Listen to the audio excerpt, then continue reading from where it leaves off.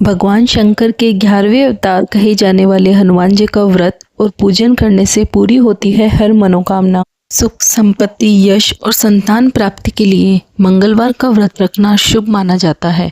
हनुमान जी से जुड़ी मंगलवार व्रत कथा का पाठ करके इस उपवास को पूरी श्रद्धा के साथ पूर्ण करें। प्राचीन समय की बात है, किसी नगर में एक ब्राह्मण दंपति रहते थे। उनके कोई संतान ना होने के कारण वह बेहद दुखी थी।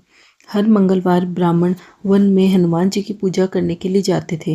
वह पूजा करके बजरंगबली से पुत्र की कामना करते थे। उनकी पत्नी भी पुत्र की प्राप्ति के लिए मंगलवार का व्रत करती थी।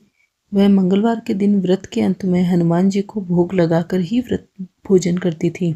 एक बार व्रत के दिन ब्राह्मणी ने भोजन नहीं बना पाई और ना ही हनुमान जी को भोग लगा सकी। तब उसने प्रण किया कि वह अगले मंगलवार को हनुमान जी को भोग लगाकर ही भोजन करेगी। वह 6 दिन तक भूखी प्यासी रही। मंगलवार के दिन वह बेहोश हो गई। हनुमान जी उसकी श्रद्धा और भक्ति देखकर प्रसन्न हुए।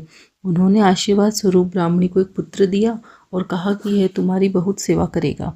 बालक को पाकर ब्राह्मणी बहुत खुश हुई। उसने बालक का नाम मंगल रखा। कुछ समय उपरांत जब ब्राह्मण घर आया तो बालक को देख पूछा कि वह कौन है।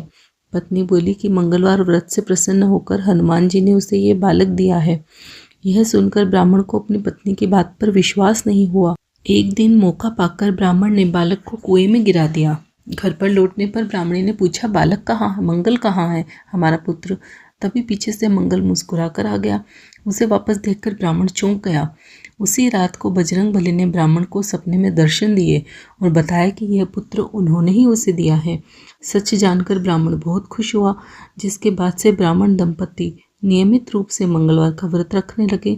मंगलवार का व्रत रखने वाले पर हनुमान जी की अपार कृपा होती है।